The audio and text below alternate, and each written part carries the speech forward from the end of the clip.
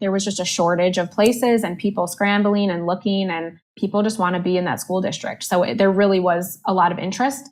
It was leased up by Friday. So it was under the week it was signed for. Well, what a good feeling when you buy something, you're taking, a big, I'm not gonna say big risk, but you're putting a lot of money into this. You have, payments coming pretty soon, and to have that much interest right off the bat is validating, I would imagine. Like the feeling to know that you got people coming out the door. I've had a couple properties that way too, that are just, everybody wants to live there.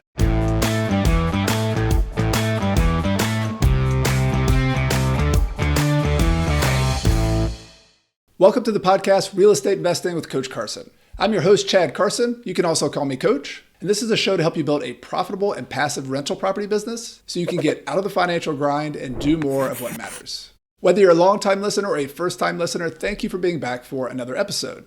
The title of this episode is Unveiling the Numbers Behind a Duplex Rental Property in a Prime Neighborhood. This is a new interview in my series of deal deep dives. These are episodes where I go deep on the details and the numbers of a real deal. And this time I'm interviewing Kelli Jagman. She and her husband are relatively new investors. They live in the northern suburbs of Chicago, Illinois. In this episode, we talked about why she chose a particular neighborhood that I'm calling a prime neighborhood. It's a place that you might not always think about having rental properties, but it was in a location where a lot of people own their homes. It's walkable to a really nice downtown district. And she goes through how she picked that property, how she found it. So we were going the traditional route with a realtor. We had looked at maybe 10 places with her nearby. And then she said, all right, Kelli, I can tell what you're looking for, and I have a property I want to show you. Then ultimately how she bought it and what the numbers were. The inspector told us you could get like $1,600 to $1,800, but just knowing what the market was doing at that time, we were hoping to get $2,000 to even $2,200 because there's a really high demand. Whether you're a brand new investor or further along in your journey, I think you'll enjoy this perspective and this deep dive about how you pick a neighborhood and how you analyze and run the numbers on a property. Now let's go to the interview with Kelli. Hey, Kelli, welcome to the podcast. Thanks for having me. Yeah, great to have you on here. So this is kind of a series we have going here, one of my last deal deep dives. That's what we're talking about today. We're going to go in detail about a deal. The last one we did was with another team member here at Coach Carson, was with Michael Wynn, and he does all the editing and podcasting. And so we thought we'd just kind of keep it in the family this time. And you are doing our graphic design here at Coach Carson, which has been such an awesome part of our team. And so if you see our thumbnails out there, you see some of our social media stuff, Kelli is helping us out with that. So thank you for that publicly, Kelli. Really appreciate you being part of the team. Yep, we're having a good time. Just to get us started, we're going to jump into this deal that you've recently done with a duplex. But just to start, so everybody gets to know a little bit more about you, tell us your name. I know your husband is involved in this investment venture as well. And just a little more background about where you're from and a little bit more about you. Yeah, so my name is Kelli Jagman. My husband is Zeke, my business partner.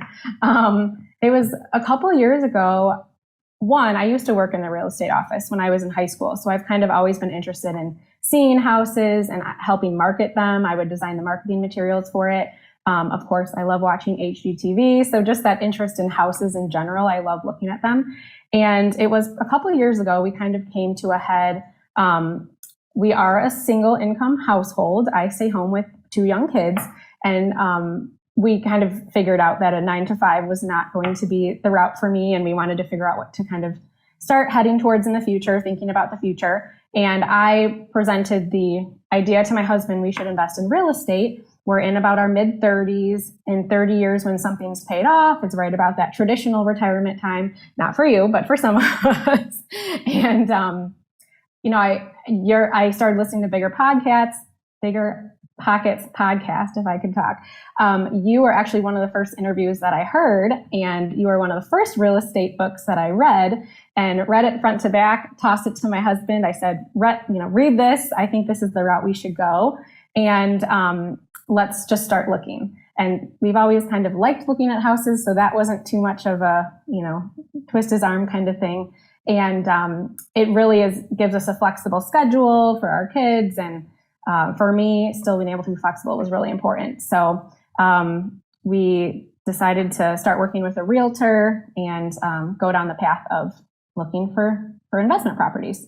Yeah, I love it. So we'll get into some of the details of your strategy and what you've been working on since then. But tell us a little bit about your location. So where you live, and also just what your investment location is like.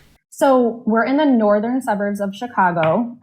Some people in other suburbs call it Wisconsin because we're so far north in the state. But just for comfort level, we decided to start close to home. In the future, we might think about going a little bit further, but not to get too far ahead. But my husband is very handy. So just being close to home, really not having to hire too many people. We're very DIY, handy, have a lot of resources around here, people with tools or know-how. We wanted to keep it closer to home. So this property is about 15 minutes door to door, the next town over.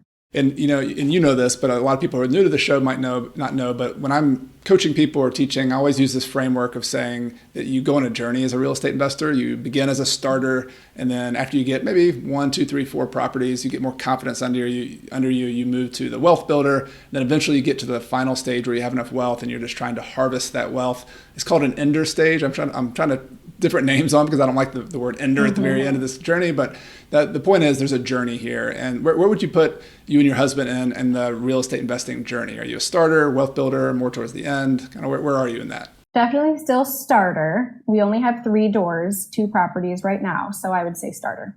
And what strategy are you using? So we've talked to different people on the show about short-term rentals, long-term rentals, long-distance rentals. Like what are you focusing on at this point? Right now, we're focusing on long-term rentals close to home where it makes sense.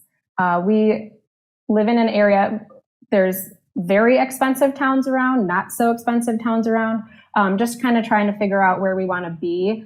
But definitely long-term rentals. We may dabble in short-term rentals. That's kind of on our radar. But right now, I'm waiting for both kiddos to be in full day school before I take on anything with more of a time commitment. Great. So you have the full-time income, kind of paying for the day-to-day stuff. You've got this is a side venture, kind of long-term wealth building, long-term buy and hold, nearby, 15 minutes so you can be hands-on. That's kind of the backdrop. Tell us about this particular deal. And let's just start with, when anybody's they've decided you want a deal, like what were you looking for? Like, were you looking for anything in particular? And then how did this particular deal land in your life? Yeah. So we were going the traditional route with a realtor. We had looked at maybe 10 places with her nearby, mostly single family homes. And then she said, all right, Kelli, I can tell what you're looking for. And I have a property I want to show you. And I was very looking at the market all the time. And I said, which one is it? She said, gave me the address. And I said, nope, I know exactly which one you're talking about. I love it. I don't want to see it because it's over my budget.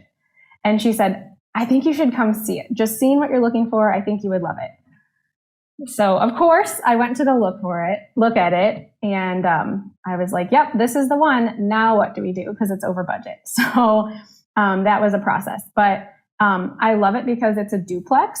The first floor, why I loved it when I walked in, the first floor was fully renovated, turnkey, ready to go. It's a 100-year-old property. So I can only imagine what it looked like before. I'd love to get my hands on the before pictures, but they had just renovated it, getting it ready to sell.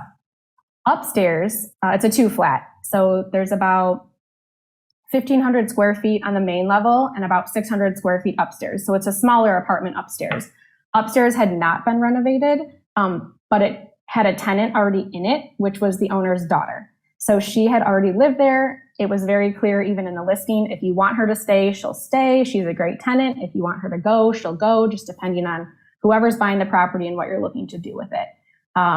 So I just knew turnkey, ready to go. We love DIY and fixing things up, but just from a time perspective, I knew I could get that thing listed and on the market within minutes. Yeah, and I always love talking about that when you evaluate a deal, there's kind of the qualitative part, which is a little harder to quantify, but having a great location, we even use a description of like locations as having romance, like they have emotional appeal because people live places that are emotionally appealing. So it sounds like this place had a location that was just that you liked. It also had a type of property. What would you describe it as like if you use like A, B, C, like D rankings, like A is the most expensive in town, B is like kind of, some renters, but mostly owners, C is like 50-50 renters and owners. Would you consider it like a C class, B class, A? Like where would it fall in that kind of range, would you say?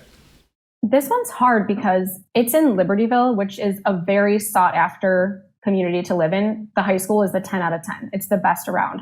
So it made me feel really comfortable knowing that there would always be a demand. It's a highly desirable, expensive place to live, but it's a duplex. So now I have 2 units, kind of 2 different sizes. So 2 different types of tenants as well, but it's walking distance to the downtown, which is very desirable. In general, the town doesn't have, there's lots and lots of single family homes, really nice homes. I mean, 100-year-old homes. It's a really established community. Duplexes are hard to find, but I just love the duplex idea because I feel like the likelihood of both being vacant at one time is just so much less. And so, worst case, at least you're getting half of your mortgage covered or half while you're looking for the next one. I mean, I was just really drawn to, it's a highly desirable town. We'll probably not have an issue filling it, walking distance. So, it's hard to say. There's not too many duplexes. They're very hard to come by. So the fact that this one had already been sitting there for a month, I felt like we struck gold. Hard to say in terms of how many people actually rent, though.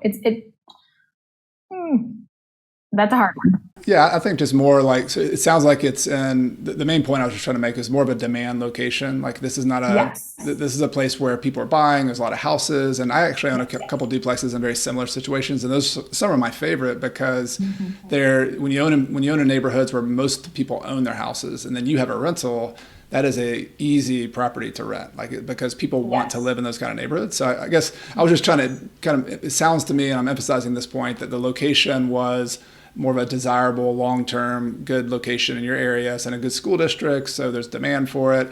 And then there's a low supply of rentals in the neighborhood. That's a good dynamic to have on your side if you're looking at a long-term rental. And we're going to talk about the numbers and the price too, because I think that's the other side of the coin. There's the qualitative, the kind of general emotional appeal, and then there's the numbers as well, which we'll dig into. But I think it's important to emphasize that, because when I was first a new investor, I used to just buy completely on the numbers, and that they're important.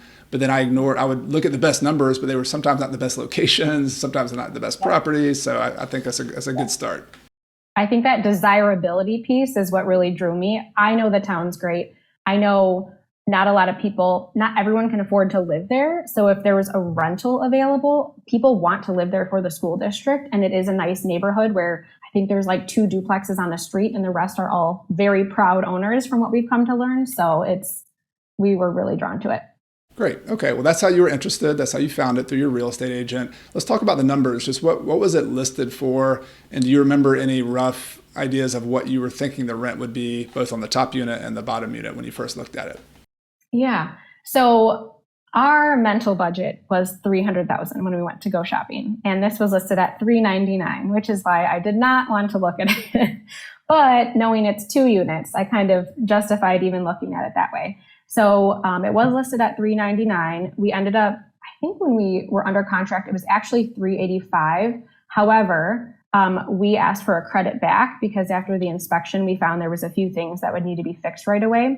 We asked for a $10,000 credit, but that was within that threshold that you can't have too big of a credit. So the price, to offset that, we dropped the price. So we ended up closing at getting it for $382,000. We knew that upstairs, the tenant was locked into a contract for $1,000 a month. We were hoping that the lower unit, the inspector told us you could get like $1,600 to $1,800, but just knowing what the market was doing at that time, we were hoping to get $2,000 to even $2,200 because there's a really high demand. So we ended up listing it for $2,200 and knew that we'd settle anywhere between $2,000 and $2,200, just kind of seeing what happens and what people were asking for, or if they had any kind of negotiation pieces to consider as well. Yeah, so roughly, $1,000 plus $1,200, roughly $3,200 in total rent, and so that's a good kind of good number to look at. And some people, I have a lot of discussions with people online about this on YouTube. Use the rough, like the 1% rule, just as a rough rule of thumb, not like a rule that says this is or is not a good deal, but like the 1% rule on $385,000 would be $3,850. You're buying at $3,200. But in a little bit better location and near a big city, like that to me is, I've seen lots of people do deals in that range and still find a way to make it work. So we're gonna dig into it a little bit, but yeah, that stands out as a deal with promise. Like if I was just looking at it on the surface, that looks interesting. Yes, and at the point Interest rates were the lowest of the low when we bought it. So that made that monthly payment not so bad at that point, where we felt it was still a good investment. And like I said, we're in it for the long term. So we really look at it as we'll have this property for 30 years. So we could always refi, or the numbers could change later if needed. Okay. All right. Well, let's fast forward. I'm just going to summarize where I think you were. So the realtor brought it to you, listed at $399. There's some negotiation that went on. Were there any hiccups? Were there any interesting surprises between the time you made an offer and put it under contract and the time you actually closed on it? So like I said, our budget was $300 and we looked at a place for $400. So that was our own fault. But she was right. It really was exactly what we were looking for. I just didn't think we could afford or get a duplex. So I was excited about that. When we went under contract, the biggest thing the inspection found was that it's a 100-year-old place. The chimney was just crumbling, falling to pieces, and kind of a danger. So we very quickly got a quote. This was the first big surprise. We very quickly got a quote. Thankfully, we found the most expensive chimney company in town. They were able to come out very quickly so we could say, hey, here's the quote that we got. And there was a few other minor things. And a few of the big electrical components were at the end of their life. So we did ask for a credit. That's where we found out, surprise, we are going to have to adjust this.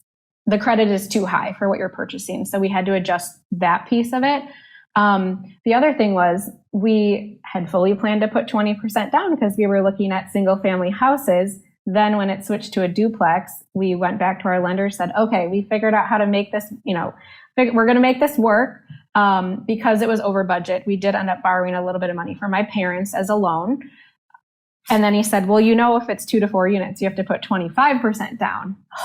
What a surprise. So a few surprises there. But otherwise, it was pretty seamless with the closing aspect of it. And fun fact, after we closed, we ended up finding a much less expensive chimney company to actually come make the changes. So we had a little bit of money left, we felt, in our pocket to do a few other minor things. All right, so I'm going to go dig into the financing since you went there as well. So everybody's always like, especially in your early deals, like you got to come up with the cash. And so you were thinking like 20% down, which on a $400,000 property would be $80,000. On a $300,000 property would be $60,000. So maybe $60,000 was kind of in your head, plus or minus. Yeah. But it sounds like it ends up being like 25% of 380,000. Maybe we're talking about 80 grand or so. Am I in the right? 96. It was rough. Good. Okay. So you had enough for the 60 to 70 or somewhere in there, but had to borrow a little extra to make that work. Got it. Okay. Yeah. And talk to me about the terms you got and what kind of loan you got for that. We went conventional. We do have a good friend who's a mortgage lender. So thankfully that part he's been great to work with, just knowing him personally as well. So we went the conventional route. We put 25% down. It was at the point when mortgage rates were like 2.9%. So that was a lot better than where they are today. So then we ended up financing about 286. Got it. Okay. For those listening who are complaining about, wait a minute, interest rates are 6 or 7% now. How do I still buy deals? I get that. And I know it's a problem. And we're going to have future episodes to kind of delve into that some more. I've got some good ideas for you related to seller financing, private financing, using partners. So some things that are working out there. So just a little sneak preview. But awesome job on the 2.9%, locking that in right before all this happened. Let's fast forward. I want to dig into like the final numbers after you got it rented. But so you close on the property, you get the loan. Talk to me about the process of working with the tenant who's already there, but then also getting that property rented. Yeah. So upstairs, the tenant, like I said, was already there. It was the owner's daughter. And the owners actually lived 5 houses down. So that was kind of nice knowing, hey, if we have any questions about this property, we could just take a little walk down the street. They had a lease already in place with her for about 8 more months after we closed. And so it was a little bit stressful because they said she can go or she can stay. The unit is very moved in. She has been there for years. You could just tell it's very lived in. She loves it. It's decorated to her style. I knew if she moved out, I'd have to renovate the entire place. So I said, well, let's take a gamble. Worst case, her lease is only 8 months. It's kind of like a trial period. As long as, I didn't have the convenience of being able to do the background checks and meet her myself.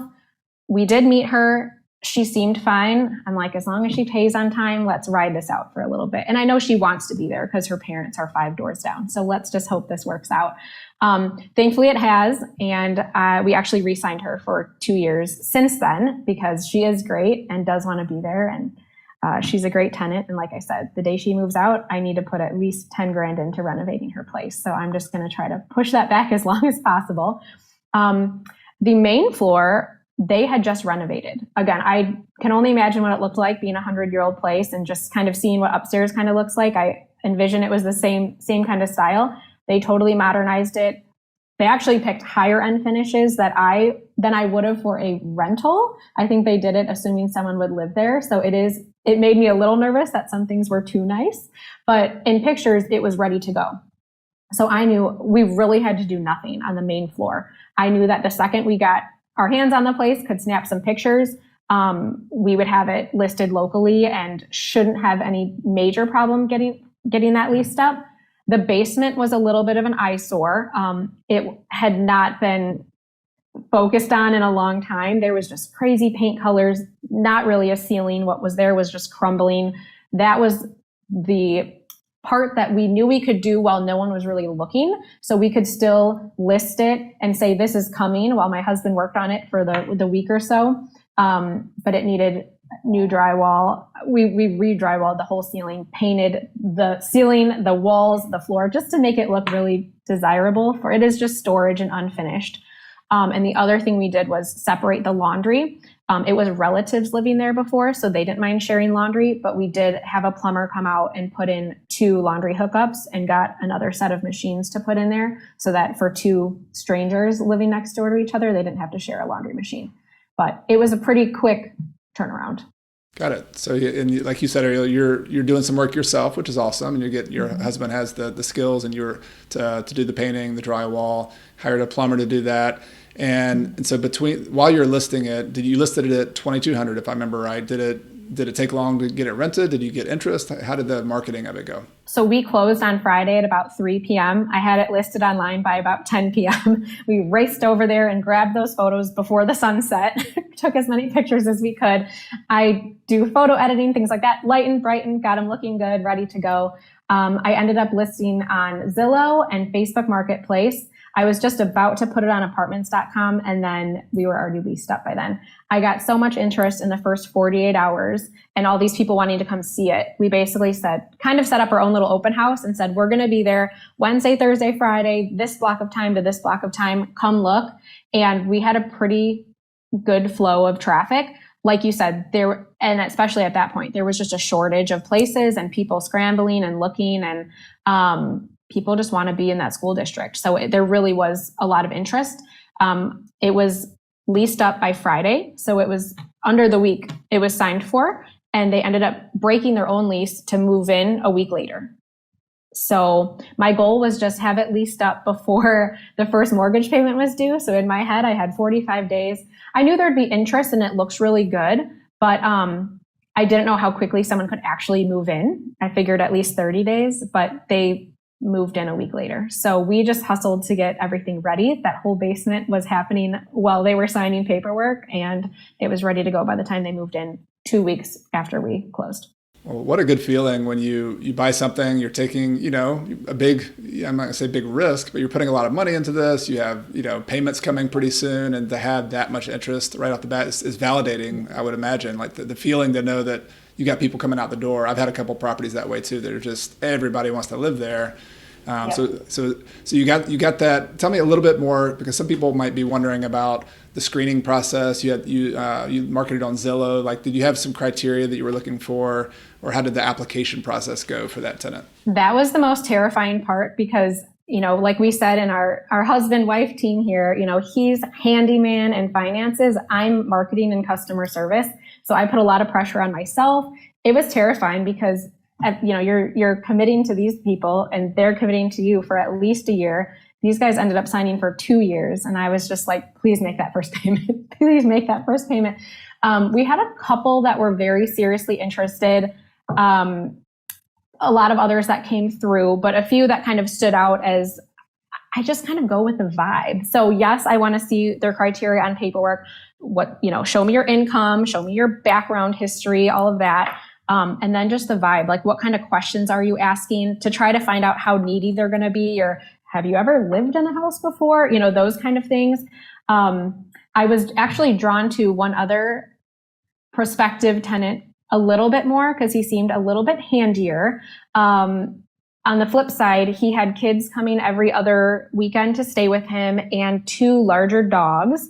So we weren't opposed to pets. We haven't, I know a lot of people are, we haven't quite dealt with that yet. We figured let's just see how it goes and we could change our minds later. So there was that, and he was only willing to sign for a year because he was hoping to buy something at that point. The other people that, again, the vibe was good, their criteria was fine. They had rented before. They had given me a testimonial from their current landlord. They just needed something bigger because they had their first kiddo. They were willing to sign a 2-year lease. He had his own lawnmower and was willing to mow the lawn as well. So that saved me a little bit. And it sounds kind of silly, but that's kind of what, and he knew it. He said, if I mow the lawn and I sign a 2-year deal, can you let us have it? And he negotiated the price down a little bit. And I said, deal. So. Yeah, that's so cool. So this whole conversation of tenant screening, and by the way, for people who are listening, I'm going to put a link to my own tenant screening criteria. So it's important to have objective criteria, credit scores, income, and with your husband also being in the banking industry, is familiar with that too, and you are as well. So I'm going to give my own criteria just so people can have those. This is something to start with. But the thing I think is cool that you did with this is you can start with those criteria, and as long as somebody qualifies, you can ask to get the best qualified person, and you can look at things like how long they're going to stay and how willing they are to take care of the property. Like I've done the same thing before where I had 2 tenants. One had like an 800 something credit score. The other had a 750. Both of them were fine with us. They qualified. Both of them had enough income, but the one who wanted to stay longer and was more, I just had the sense that they were going to settle in, whereas the other couple was just building a house and they're going to be there for a year, easy, right? So I'm glad you brought that up, because as landlords, we need to think about, yes, objective, are you going to pay on time? And you can use those criteria, but also what is this going to be a tenant who you want people to stay as long as you can, because when they don't turn over, that costs you less money. You're not having to remarket it. You're not having maintenance. So that's pretty cool that you use that as well. Yeah, I heard another Bigger Pockets podcast at some point, and I just remember I don't remember his name, but he's big in Washington D.C. But he was all about screening, and I was putting a lot of pressure on myself. And he goes, at the end of the day, you also have to meet them and just get that vibe, get that sense from them, feel comfortable with them. I mean, I have to deal with you for at least at this point 2 years, so how is this going to be? And just seeing what they're asking was really helpful too. What are your priorities?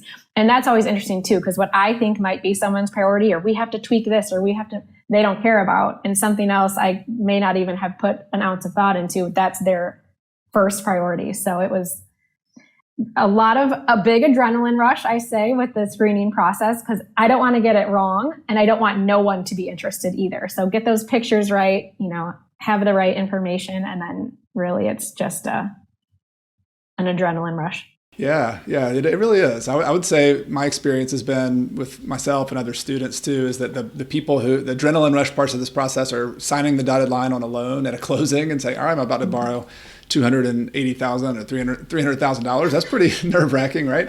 And then handing the keys to somebody on your house when you've got it looking pretty and ready to go. Those are 2 moments where, especially early on, you're just going to have to do the best you can. You made the best decision. You've educated yourself, and you just have to take the leap, make it happen. Yep. Those points were terrifying, but again, we're thinking long-term too. One, like you said, hand over the keys and just pray, are you going to mess up my place? And are we going to get along? Are you going to be, how needy are you going to be? That kind of thing. That was nerve-wracking, but we took the leap. I'm glad we did. Well, congratulations. This is and this is, how long has this been from the time that we're doing this interview, from the time you bought the property and kind of went through all that? About almost a year and a half. All right, so let's kind of do a debrief on that. So you've had time to let the property settle in. You've renewed the lease with the person upstairs. That's a win as well. How is this property looking financially? And you can just use kind of rough numbers, because a lot of people will be listening to this. But you had originally estimated maybe $3,200 in rent, We haven't talked about like the actual operating expenses and what, but I'd be curious just to start with the rent, and then maybe let's get into what your mortgage payment is and what some of the, if you know some of the other expenses, just rough kind of cash flow numbers to see how this property's operating. Yeah, I was doing some math, so don't mind my looking over here. Our mortgage is about $2,200 a month. The one thing we didn't realize before we closed really was that there's not two separate water meters. So the duplex thing, there are separate meters on gas. There were not separate water meters. So we didn't really find a good way to fairly separate that. So we decided to cover that ourselves, that we didn't initially plan for, but there was not really a fair way to do it. And then the trash and recycling is really between those few, and then they pay all the other utilities. So with those expenses, we're about $2,350 per month. We collect $3,100 per month in rent. We get $1,000 from upstairs, $2,100 from downstairs. So our cash flow was looking pretty good. It was about $755, and then the basement flooded. So being a 100-year-old property, the cinder block basement was just starting to give. So the little surprise we had about 6 months ago was we needed to put in a sump pump, and that is not cheap. So we took the plunge on that. Now we have a $200 a month payment on that for 4 years. So that took us down to like $550 per month cash flow. And then we don't have a specific savings plan right now. We're not putting specific percentage or anything on the side for vacancy and CapEx because we used for our down payment, we used our HELOC. So we're putting only about $100 on the side right now, paying down our HELOC loan with the rest of that, paying it back, I should say, with the rest of that. And then hopefully after that 4-year payment for the sump pump and everything settles, we'll be looking a little better. And that kind of took over that plan. But yeah, well, I mean, so and just one point of clarification: the $2,200. So that's your mortgage payment. That includes your taxes and insurance, I assume, as well. Yep. Taxes, insurance. Yep. Okay. Yeah. So like just kind of a rough number, $2,350, but then of course maintenance happens, things happen, vacancy can happen. So right now this is kind of like a venture startup, like a business. Like when you have a new rental property, all sorts of things are happening. It's very rare to have a bunch of cash flow right off the bat that you can use. Like for the first 2 years, like I know from all my properties, often you can make cash flow for 5 months, and then that goes to a repair that you didn't estimate up front. So, so the flooding basement, you're able to finance that repair or something like that. Is that with the contractor? Yep. It was about $10,000 to have that done. And that's where me and my husband differ sometimes, because he's the finance guy. He's like, let's just buy them some, things to put their stuff in the basement, elevated, and we don't have to deal with it. I said, listen, from a marketing perspective, we're also planning to have this place for 30 years. We're going to do it once. We're never going to do it again. It's got a 25-year warranty. You will not see a drop of water on the floor again. Let's do it. Finance it. And that's how we shopped around too, was, okay, there's a lot of companies willing to waterproof the basement. Who will give us the best financing? So that's how we ended up choosing that company as well, just to keep our cash flow a little nicer, as nice as possible. Yeah, great. Okay, well, you figured out a way to scrounge together the money, and between the HELOC, between some borrowed family money, the financing. This is a real thing. I love the details of this, because the first couple deals, you just got to figure out a way to make it work. You've got this great property that's going to be a good long-term investment, but you have to feed it sometimes early on. You got to figure out a way to get your foot in the door. Y'all have done that. You're owning this property. You're operating it. Just want to say congratulations on the deal, and I'm sure there'll be more roller coasters to come. There'll be more surprises, good and bad, that always come with being a rental owner. You know this already, probably. But in the long run, I love the location. I love the fact that you focused on demand first. That's something I didn't learn early in my career, so kudos to you on that. And then you've locked in a 2.9% interest mortgage for the next 30 years. As rents go up, as things get better, this is just going to get better and better and better over time. Yeah, we just bought another place at 7%, so that was a little bit more painful, but we're very happy with this one. We know we'll have it for 30 plus years, and we'll see how things continue to evolve. All right, so final questions on this deal. Is there anything that you have learned about what went well, what didn't go well, anything you would share with people who are also looking at either they're starters like you, or maybe they're further along in their journey that they could learn from your own experience? Yeah, I think just picking somewhere really desirable was really important to me. There are some other towns around. I could have found something a little less expensive. I mean, I could have bought 3 or 4 places for the same price that I bought one for realistically. But I just really like that desirability and the location of it. I knew we would never have a problem filling a vacancy because it's so with the school district and just walking distance to that great downtown that gave me comfort. And it's only 15 minutes from home. So just comfortability, taking the plunge on our first place. I knew I could have looked somewhere else. I knew I could have done something else or different. That just gave me comfort. So taking the plunge on that was really, it didn't feel like as big of a risk. Tenant screening is terrifying, but also the biggest adrenaline rush, I would say. Really just learning the ins and outs of the financing and the mortgage piece. We, went in thinking one thing. Oh, by the way, it's a different percent down for 2 to 4 units. Oh, by the way, you can't ask for that much back. So we learned a few things along the way in terms of the lending. But no, I mean, I would do it. I plan to do it again over and over. I just think it's terrifying for the first one, but once you get over the hump and just get used to seeing what tenants do or what they ask for and getting more comfortable dealing with people in that regard, it gets a little bit more comfortable. And each property, I feel like will know better what do we ask for, what are we looking for, with more practice. Yeah, this is a skill you learn. Like people don't get, I do offer classes and people take classes, but this is also something you learn 100 times more on your first deal than you could ever learn in a class because you just get to do it. You're getting to learn how to screen tenants. You're getting to learn how to work with people. You're learning which maintenance items are bigger than others. So yeah, you're in the school of hard knocks, but it sounds like you are optimistic and want to do more. So you're still in the game. That's a good sign. Yes.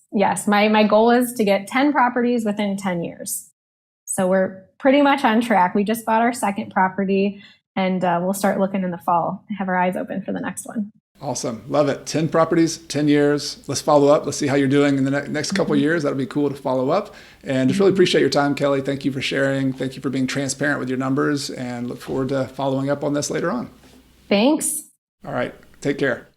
I hope you enjoyed that interview with Kelli where we went into the details and the numbers of her new duplex rental property.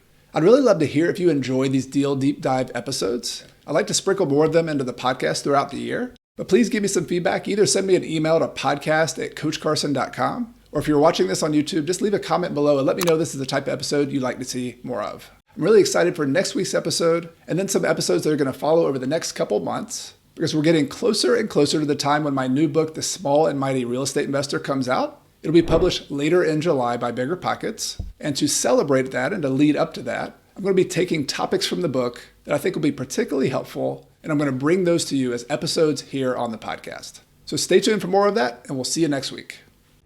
If you like the show, I'd like to invite you to subscribe to my free email newsletter at coachcarson.com/REI Toolkit. In addition to weekly updates, articles, and behind-the-scenes tips from me, my email newsletter subscribers get my real estate investing toolkit, which includes a property closing checklist that I actually use when I buy properties, a real estate deal worksheet, a tenant screening criteria checklist, and other spreadsheets and goodies that will help you on your journey to financial independence using real estate. You can get it all for free at coachcarson.com/REI Toolkit. I also want to take this time to thank some people behind the scenes who make this podcast possible each and every week. This includes my podcast editor extraordinaire, Michael Wynn, my amazing virtual assistant, Megan Thompson, my wife, Carrie, who helps me behind the scenes and is my partner here at Coach Carson. And of course, thank you to all of you, the listeners of this show who make everything possible. This show exists for you. It exists because of you. And I really appreciate you being here for another episode. Everything I've shared with you in this episode has been for general education purposes. I have not considered your specific situation or risks. Before buying your own investments, be sure to consult a financial, real estate, and/or a legal professional. Until next time, I'm Chad Carson. You can also call me Coach, and this is a show all about helping you get out of the financial grind so you can do more of what matters. See you next time.